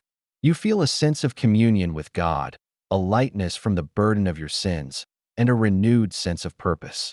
You return home transformed, bearing the symbols of your pilgrimage: a scallop shell for Santiago, a palm frond for Jerusalem, as visible testaments to your spiritual quest. These symbols mark you as a seasoned traveler, a devout individual, and someone who has faced and overcome immense challenges. Historians still argue whether the primary motivation for most medieval pilgrims was genuine religious devotion, a desire for adventure and travel, or an escape from the mundane and often harsh realities of their daily lives, including military service. Was it purely about faith, or a medieval form of spiritual tourism? But even upon your return, the experience leaves its mark. The physical toll of the journey can be long-lasting, and the psychological impact of witnessing new cultures, facing personal hardships, and confronting your own mortality often changes your perspective on life back in the castle. You might find it harder to slip back into the petty squabbles and brutal routines of your nightly existence, now that you've seen a wider world and grappled with deeper spiritual questions than so. While the idea of a pilgrimage offers a spiritual escape from the night's brutal life, it's not an easy path. It's a journey fraught with physical danger, discomfort, and uncertainty, demanding immense faith and resilience. But for those who complete it, it offers a profound sense of accomplishment and a unique kind of peace, a peace that might sustain you through the next siege or the next brutal winter in your cold castle that you've just returned, perhaps, from a perilous pilgrimage, your soul soothed but your body aching from the journey. Now, let's delve into another fundamental, yet often deeply unsatisfying, aspect of your life as a medieval knight: women and wives, marital misery. For you, marriage is rarely a matter of romantic love. It's a political, economic, and social contract, a strategic alliance that often brings more duties and disappointments than passionate devotion. Imagine growing up knowing that your future spouse would be chosen for you. As a knight, your marriage is a crucial tool for your family's advancement. It's about securing alliances, consolidating land, expanding influence, or gaining access to resources. Your parents, or your lord, will arrange a match with a woman from another noble family. Love, if it happens at all, is a happy accident, not the foundation of the union. You might meet your betrothed only shortly before the wedding, or even for the first time on your wedding day. She is a commodity, just as you are, a pawn in the grand chess game of medieval power. Your wife, too, is entering a similar arrangement. She has likely been raised in a convent or another noble household, educated in household management, embroidery, and piety. Her primary duty is to manage the castle while you are away fighting, and, crucially, to produce heirs, specifically, male heirs. The pressure to bear a son is immense. If she fails to produce a male heir, especially early in the marriage, the pressure mounts, and the marriage itself might be considered a failure, potentially leading to annulment, if a religious loophole can be found, or simply open disappointment from your family. Imagine the stress of that expectation, constantly hanging over your marriage. Life with your wife, especially in the early years, can be formal and distant. You are both fulfilling a duty. While some couples undoubtedly found companionship and affection over time, the expectation of romantic love, as portrayed in courtly romances, is far from the reality of most medieval noble marriages. Your relationship is a working partnership, focused on the administration of your shared lands and the raising of your children, not a mainstream historical fact. Arranged marriages among the nobility were almost universal in the Middle Ages, with factors like land, political power, and social status taking absolute precedence over personal affection or choice. This was a pragmatic system designed to preserve and enhance family lines. Childbirth is incredibly dangerous for your wife. Without modern medical care, many women die in childbirth or from complications shortly thereafter. Each pregnancy is a terrifying gamble, not just for the child, but for the mother.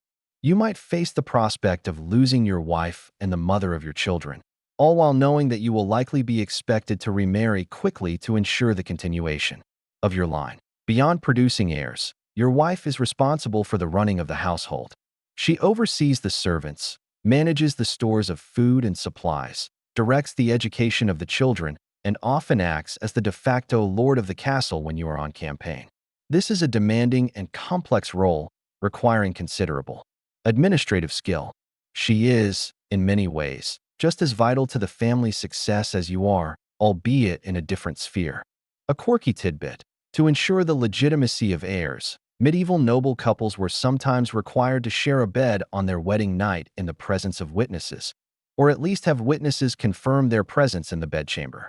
This rather unromantic tradition highlights the public and transactional nature of these marriages, where the act of procreation was a matter of state, not just private affection. Imagine the awkwardness. Your interactions with other women are also bound by strict social rules. While courtly love poetry often glorified the devotion of a knight to a noble lady, the reality of extramarital affairs was common, often tolerated as long as they were discreet and didn't threaten the legitimate line of succession. You might encounter female pilgrims, peasant women, or ladies from other noble houses, but any interaction beyond formal courtesy carries social risk. The concept of chivalry dictated respect for noble women, but this rarely extended to women of lower classes, who were often vulnerable to abuse and exploitation. Historians still argue whether the elevated ideals of courtly love, which celebrated romantic devotion outside of marriage, served as a compensatory outlet for the practical realities of arranged noble marriages, or if they were merely a literary construct with little impact on actual behavior. Was it a safety valve for unfulfilled romantic desires, or just a good story? The castle, as we've noted, is not a place of great privacy. Your marital relationship unfolds within a bustling household, with servants and squires constantly present. There's little opportunity for intimate moments, and certainly no expectation of romantic dates or quiet evenings alone. Your life is public, and your marriage is a public institution, constantly under the scrutiny of your family, your household, and your lord. If your marriage is particularly unhappy, or if your wife proves infertile, your options are limited. Divorce, as we know it, is not possible. Annulments are rare and require significant religious and political influence. You are bound for life, regardless of personal feelings. This can lead to a lifetime of quiet misery or overt hostility, affecting not just you and your wife, but the entire household. Even if you survive a long and brutal career and your marriage endures, the latter years can be challenging. Your wife, if she outlives you, might become a widow with significant power, acting as regent for your young heir. This highlights her crucial role not just as a wife, but as a potential temporary head of the family and administrator of your lands. So, while the stories of knights rescuing damsels and pledging eternal love might fill the ballads, the reality of medieval marriage for a knight is a much more pragmatic, often unromantic, and sometimes deeply unhappy affair. It's a testament to duty, to family legacy, and to the harsh economic realities that dictated noble life. And you, the knight, navigate this complex landscape, knowing that your personal happiness often takes a back seat to the demands of bloodline and land. You've just navigated the complex, often unromantic, realities of medieval marriage, a stark contrast to the ideals of courtly love. Now, let's consider your inescapable position within the overarching system that governs your very existence. The vassal's vexations, the feudal bind. Your life as a knight is defined by your status as a vassal, a bond that provides protection and land, but also imposes a relentless series of obligations and an ever-present threat of your lord's disfavor. Imagine being born into a system where your entire social and economic standing is contingent upon another man's grace. You are a vassal, holding your land, your fiefdom, remember, in exchange for services to a greater lord. This lord, in turn, is a vassal to an even higher noble, perhaps a duke or a king. This creates a pyramid of power, a hierarchical structure, where everyone owes something to someone above them. And you, the knight, are a vital middle layer, both a recipient of favors and a dispenser of duties. Your primary vexation, the source of constant pressure, is the oath of fealty you swore. This isn't just a handshake. It's a solemn, religious vow, pledging your loyalty, military service, and counsel to your lord. You are obligated to fight for him, provide him with a certain number of armed men, often yourself and your retinue of squires and lesser knights. Contribute financially for specific events, like his eldest son's knighting or his daughter's marriage, and offer advice when summoned. This service, known as feudal aid or scutage, a payment in lieu of military service, is non-negotiable. The problem, of course, is that these obligations can be incredibly burdensome. Your lord might call you to war at any time, requiring you to drop everything, gather your men, and ride out, potentially for months or years. This means neglecting your own lands, your family, and your personal affairs. The financial contributions can also be crippling, forcing you to squeeze more out of your peasants or go into debt. It's like being perpetually on call for a demanding, unpredictable boss who also happens to own your house. Then there's the issue of multiple allegiances. It's not uncommon for a knight to hold land from more than one lord, especially if his family has inherited lands through various lines or strategically married into different noble families. This creates a precarious situation. What happens if your two lords go to war with each other? You are caught in an impossible bind, forced to choose which oath to honor, knowing that breaking either could lead to confiscation of your lands, accusations of treason, or even execution. It's a medieval game of diplomatic chicken, and you're often the one with the shortest neck. A mainstream historical fact. The complex, overlapping network of feudal allegiances often led to protracted legal disputes and even open warfare, as lords struggled to assert their rights and define the boundaries of their authority over their vassals. This wasn't a neat system. It was a tangled mess of claims and counterclaims. The constant threat of your lord's disfavor hangs over you. If you fail to meet your obligations, offend him, or are simply perceived as disloyal, he has immense power over your life. He can fine you, confiscate your lands, temporarily or permanently, or even imprison you. His whim can determine your fortune. You are always walking a tightrope, trying to balance your own interests with the need to appease your overlord. It's a political dance where one misstep can mean ruin. A quirky tidbit. To reinforce the concept of vassalage and hierarchy, some lords would grant their knights a symbolic object, a banner, a glove, or even a clod of earth during the enfeoffment ceremony, physically representing the land being granted.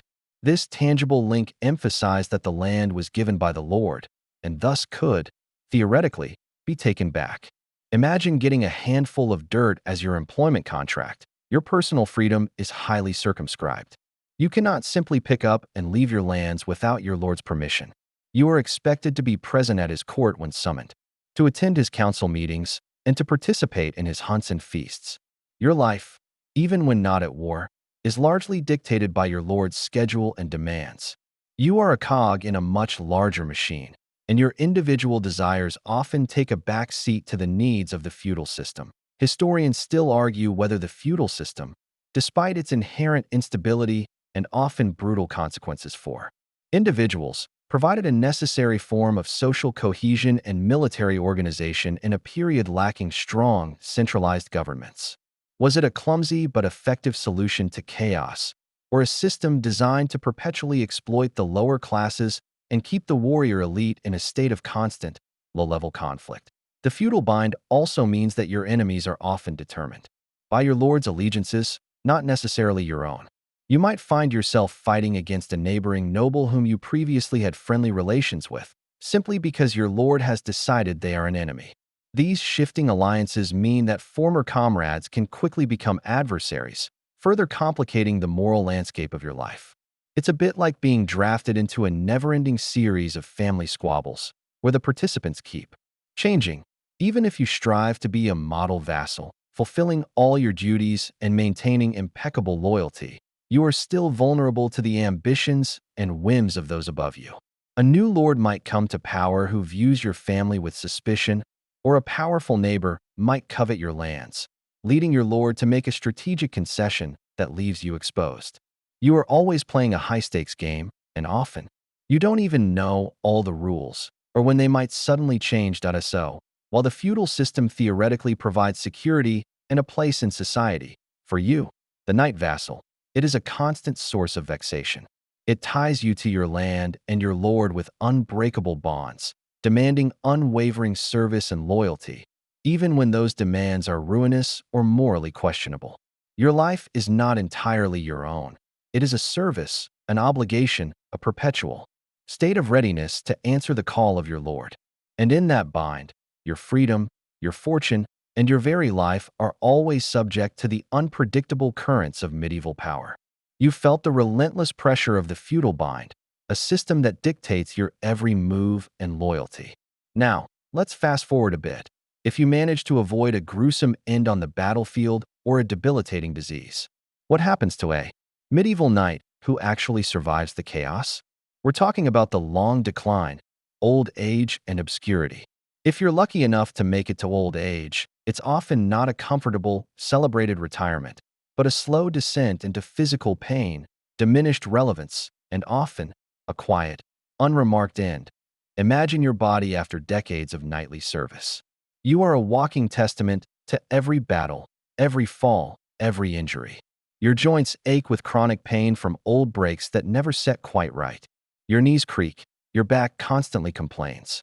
Your shoulders, accustomed to the weight of armor and the swing of a heavy sword, might be permanently stiff or dislocated from old impacts.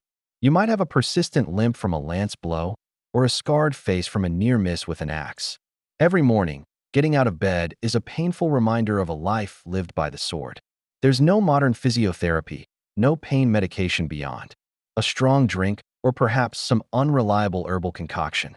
You simply learn to live with the constant discomfort. Your senses, too, are likely diminished. Your hearing might be affected by years of battlefield noise, the clang of steel, and the roar of combat. Your eyesight, peering through narrow helmet slits, straining in dim castle light, might be failing. You might have lost an eye to a stray arrow or a glancing blow, further limiting your perception of the world. These physical limitations directly impact your ability to fight, to hunt, and to manage your estate, pushing you towards a life of forced inactivity. As your physical prowess wanes, so too does your relevance. The young, strong knights are now the ones leading the charges, winning tournaments, and impressing the Lord.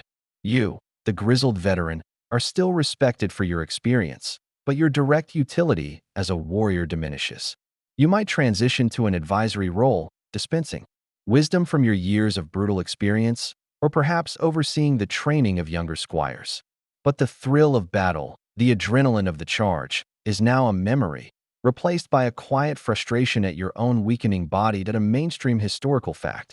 Very few medieval knights lived to what we would consider old age, beyond their 50s or 60s, given the cumulative effect of disease, injury, and constant warfare. Those who did often suffered from severe chronic conditions that would be debilitating by modern standards. Financial security in old age is far from guaranteed. If your family's lands are prosperous and you have a capable heir, you might enjoy a comfortable retirement, living off the rents from your tenants. But if your lands are impoverished by war or mismanagement, or if your heir is incompetent or dies prematurely, your old age could be one of poverty and struggle. You might become dependent on your lord's charity or the goodwill of your family. There's no pension plan, no social security net. Your past glories don't pay the bills. A quirky tidbit. Some older, retired knights, if they were truly devout and wealthy enough, might choose to enter a monastery or an abbey in their later years. This offered a peaceful, secure environment, with regular meals, spiritual contemplation, and medical care, however rudimentary. It was a literal retreat from the world, and a way to prepare their soul for the afterlife. Imagine trading your sword for a prayer book and a quiet life of monastic routine. Your social life also changes. Your close comrades from your fighting days might be long dead, casualties of countless battles. The younger generation of knights might view you as a relic, a living testament to an older, perhaps more brutal, way of life. You might find solace in storytelling, recounting your past deeds to an audience, but even that can feel like living in the past. The world moves on, even if your body doesn't quite get the memo. Historians still argue whether the concept of retirement for a medieval knight truly existed as a distinct phase of life, or if aging knights simply continued to serve in a reduced capacity until they were physically unable to, eventually dying in battle or from an illness. Was it a planned transition, or just a slow fading away? The psychological impact of aging in this period is profound. Your identity as a knight is intrinsically linked to your physical strength, your ability to fight, and your active participation in warfare. As these diminish, so too might your sense of purpose and self-worth. You are a warrior who can no longer effectively wage war. This can lead to feelings of melancholy, bitterness, or a quiet resignation. You've been trained for one thing your entire life, and now that purpose is slipping away. You spend more time reflecting on your life, perhaps dwelling on the harsh choices you made, the atrocities you witnessed, or the comrades you lost. The weight of those memories, unburdened by the distractions of active combat, can be heavy. You see your own mortality reflected in every ache and pain, knowing that your time is drawing to a close. Death, when it finally comes, is rarely in a glorious battle in your old age. It's more likely to be from a lingering illness, an old wound, flaring up, or simply the slow decline of a body worn out by decades of extraordinary physical hardship. You might die quietly in your bed, attended by your family, or in a monastic cell, finding peace in your final days. There's no grand final charge, just a fading into the long sleep that is so. While the image of the young, vigorous knight dominates our imagination, remember the often overlooked reality of their later years. It's a life of chronic pain, diminishing returns, and a slow relinquishing of the identity that defined them for so long. The long decline is a quiet testament to the sheer physical and psychological toll of a medieval knight's existence, an end that is often obscure and devoid of the glory that marked their youth. That you've witnessed the slow, often painful, decline of the medieval knight, a testament to a body ravaged by a lifetime of brutal service. Now, as our journey nears its end, we ponder the ultimate question for any knight: legacy's illusion, remembered or forgotten. After all the training, the battles, the discomfort, the pain, and the unwavering loyalty, will your life's efforts matter?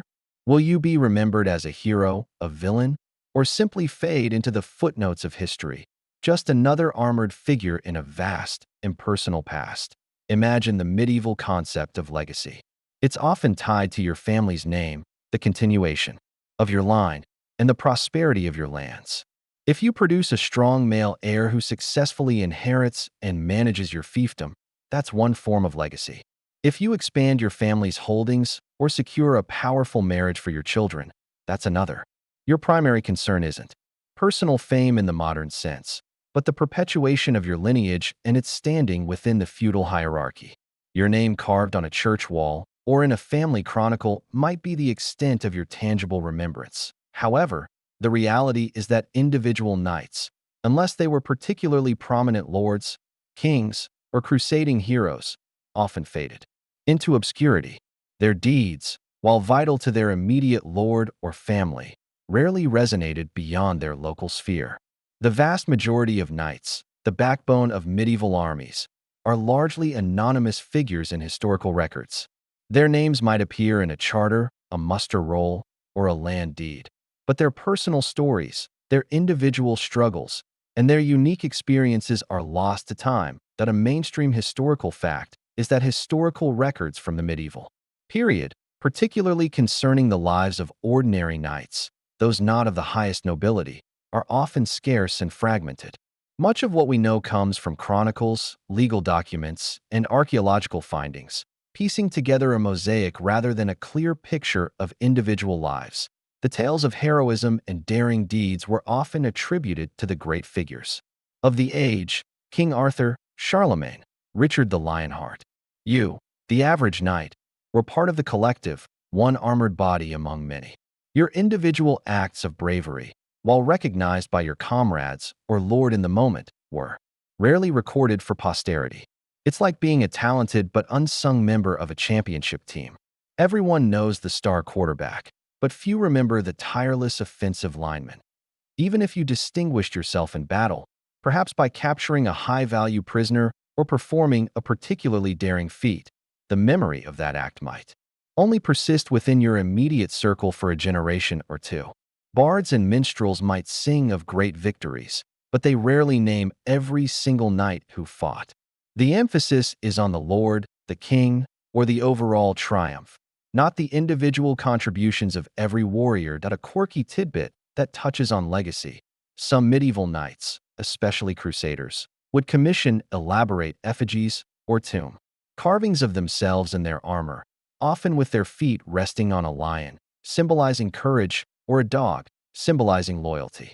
These were meant to ensure remembrance and demonstrate their knightly identity even in death.